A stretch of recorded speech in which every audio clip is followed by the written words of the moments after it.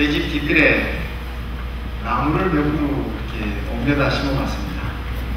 하도 뒤에 뭐가 없어가지고 대추나무 한 그루 심어보고 아보카도 나무 한 그루 심어보고 오렌지 나무를 이렇게 한 그루 심어봤습니다.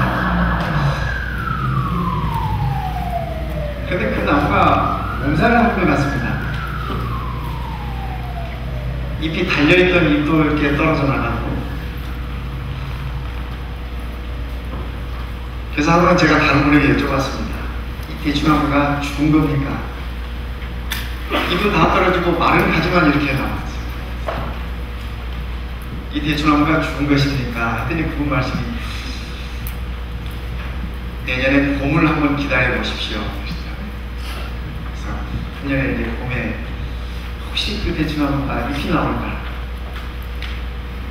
저는 그 나무를 보면서 나무가 이렇게 잘 자라서 주렁주렁 이 대추가 일기를 꿈꾸고 있었습니다. 궁금한 마음에 기다린 중에 드디어 이제 봄이 됐습니다. 2월, 3월이 되면서 그 죽은 가지 같은 그 가지에서 이렇게 싹이 나는 겁니다. 싹이 나는 것 같아요. 잎이 나요? 그러더니 지금은 대추가 열렸습니다. 그래서 참 행복했습니다. 대추나무 한 그루가 이렇게 살아주는 것이 얼마나 감사한지. 근데 아보카도 나무는 못 살아난 것 같아요. 잎이 떨어지고 나더니 금년에 새 잎이 나오지 않습니다. 나무를 옮겨 심으면 이렇게 몸살하는구나 그런 생각을 했습니다.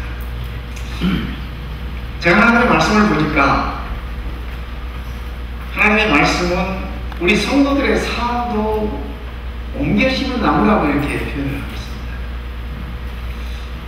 그 말씀 속에서 나도 그럼 옮겨 심은 나무인가 생각해 보니까 태어날 때는 조그만 시골에서 태어나가지고 옮겨가지고 좀 더 큰 도시에서 교육을 받고 좀 더 큰 도시 서울로 와서 공부를 하고 옮겨 심을 때마다 몸살을 했던 경험이 있습니다. 그 몸살이 내게서 비롯된 몸살이기도 하지만 어떤 때는 외부에서 오는 몸살도 많더라고요. 서울에 처음 고등학교 때 갔더니 이 촌놈이라고 토세도 하고 또 뭐 사용하는 말이 다르다고 또 이렇게 얻어 터지기도 하고 제 고향에서는 자네라는 말을 이렇게 좀 형님 같으신 분들에게 자네라고 하죠. 근데 제가 서울 가가지고 제 선배들한테 고등학교 1학년 때 2학년 3학년 선배들한테 자네가 그러지 않았는가 그러더니 하루는 이 화장실을 부르더라고요. 그래서 제가 선배들에게 이렇게 좀 얻어 터졌습니다. 실컷 얻어맞고도 만날 이유를 몰랐습니다. 한참 맞다가 만날 이유라도 말고 맞자고. 자네들 왜 나를 때리냐고.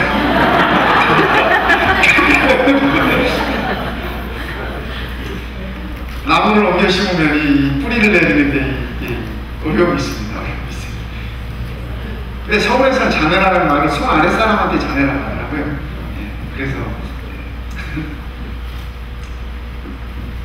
미국으로 이렇게 옮겨와 사는데도 좀 몸살이 좀 납니까?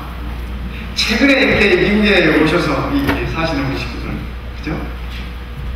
나무를 이렇게 옮겨놓으면요, 뿌리를 내리기까지 몸살이 필요합니다. 시간이 필요해요. 미국 생활에 적응하는데도 시간이 필요하고, 이곳 문화의 여전히 적응하는데도 시간이 필요합니다. 그러나 그 시간은 우리가 반드시 거쳐야 될 과정입니다. 하나님의 말씀을 우리를 향해서 너희는 옮겨 심은 나무라고 이렇게 적고 있습니다. 우리 말씀 한번 보실까요? 이사야서 61장에 있는 말씀입니다. 자, 우리 함께 읽어보십시다. 무릇 시온에서 시작. 무릇 시온에서 슬퍼하는 자에게 화관을 주어 그 죄를 대신하며 희락의 기름으로 그 슬픔을 대신하며 찬송의 옷으로 그 근심을 대신하시고 그들로 의의 나무 곧 여호와의 심으신 바 그 영광을 나타낼 자라 일컬음을 얻게 하려 하십니다. 이사야 61장은 이 말씀은 메시아에 관한 말씀입니다. 여러분들이 잘 아시는 말씀, 주의 영이 내게 임하시면, 그죠? 가난한 자를, 안 못 보는 소경을, 포로된 자를 돌이키겠다고 하는 그 메시아의 약속이 바로 이사야서 61장의 말씀입니다. 그 말씀 끝에 무릎 시온에서 그 슬퍼하는 자에게 화관이 뭡니까? 네? 그 화관이 뭐예요? 그렇죠. 꽃으로 만든 이게 면류관입니다. 그렇죠? 화관. 이거는 기쁨의 표시입니다. 승리자의 표시입니다. 그렇죠? 기쁨의 표시. 슬퍼하는 우리들에게 그분이 오시면, 메시아가 오시면 우리에게 기쁨의 화관을 씌워주시고 내 슬픔을 대신해서 찬송의 옷으로 입혀주시고 근심을 대신하게 하겠다고 그렇게 약속하십니다. 그러면서 하시는 말씀이 그들로 의의 나무 곧 여호와의 심으심과 그 영광을 나타낼 자라고 그러한 말을 들을 것이라고 합니다. 그러고 보니까 우리 예수님도 옮겨 심은 나무더라고요. 그렇죠? 그분이 원래 어디 계시는 분이신데, 그죠? 하나님 보좌에 계시는 분이신데 우리를 위해서 옮겨 심은 나무가 되셨습니다. 옮겨 심은 나무가 되셨습니다.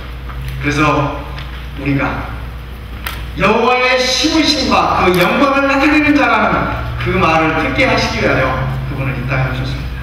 그리고 그분은 그의 삶의 끝을 나무 십자가로 했습니다. 십자가는 땅의 박음으로 인해서 그분의 삶은 인류를 위한 구속의 삶을 그렇게 마무리하셨던 것입니다. 민수기 24장 6절에 있는 말씀 보겠습니다.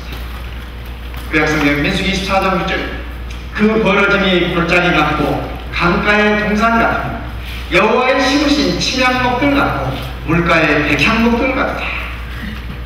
이 말씀은 민수기 24장은 하나님께서 이스라엘 백성들을 애굽에서 끌어내시면서 이스라엘 백성에 관한 말씀입니다. 그 벌어짐이 골짜기 같고 강가의 동산 같다.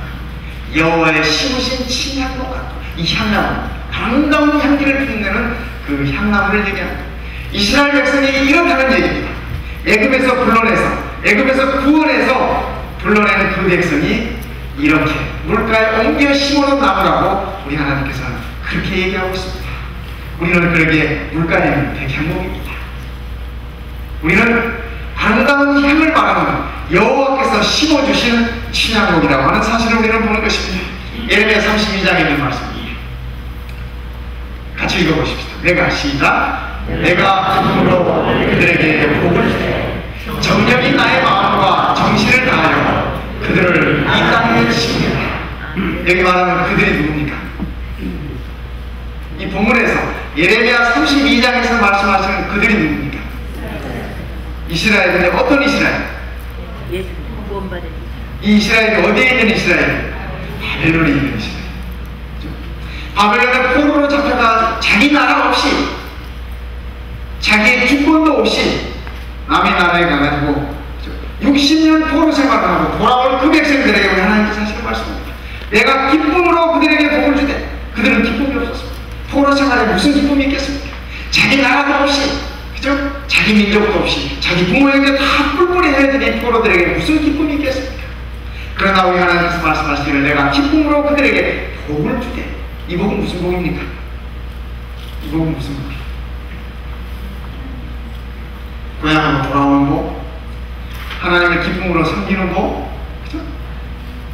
하나님을 예배할 수 있는 복, 이 복이 포함될 것입니다. 그러나 우리 하나님께서 말씀하십니다. 정령이 나의 마음과 내 정성을 다해서 그들을 이 땅에 모아겠다. 심이다. 여기 이 땅이라고 하는 것은 하나님께서 계획하신 이스라엘 백성들이 바벨론에서 예루살렘으로 돌아와서 자기 땅으로 돌아와서 거기서 뿌리를 내리고 살 것에 관한 약속의 말씀입니다. 하나님께서 우리를 심으시되 어떻게 심어요? 마음을 다하고 정성을 다해서 우리를 심으십니다. 오늘 이곳에 앉아계신 우리 모든 성도님들 다 하나님께서 옮겨 심어놓으신 나무들임을 기억하시기 바랍니다. 하나님께서 여러분들을 이 땅에 심으신 것은 하나님의 정성이 들어있는 것입니다. 하나님께서 그의 마음을 다해서 심어놓으신 나무라고 하는 사실입니다. 저는 그러기에 하나님의 이런 모습이 너무 좋습니다. 하나님께서 나를 그저 광야 가운데 산막한 가운데 내버려 두신 것이 아니라, 물도 없는 곳에 내버려 두신 것이 아니라 나를 가장 존귀한 자로 여기고 나를 그분의 정성과 마음을 다해서 심어주신 것이구나. 얼마나 감사합니다.